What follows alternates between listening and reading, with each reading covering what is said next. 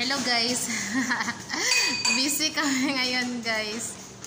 Kasi nga may nanganak dito guys, tapos magbigay kami ng pagkain. Tingnan nyo guys, si Joy. Wala naman. Hindi marunong mag-ano guys. Sabi ko sa kanya nga na hindi ka talaga pwedeng mag-asawa ng Pakistani. Kasi hindi ka marunong mag-ganyan. Hindi ka marunong magluto ng pagkain ng Pakistani, Joy. Kaya nga, hindi ka talaga maano, Joy. Pati ba naman pag-dok-dok, Joy? Ang dami pa naman namin ginagawa, guys. Sige na, Joy. Asawa mo, Joy. Hindi ka pwedeng mag-asawa ng pangalawa, Joy. Kasi hindi ka marunong. Hindi talaga ako papasa dito sa Pakistani ko.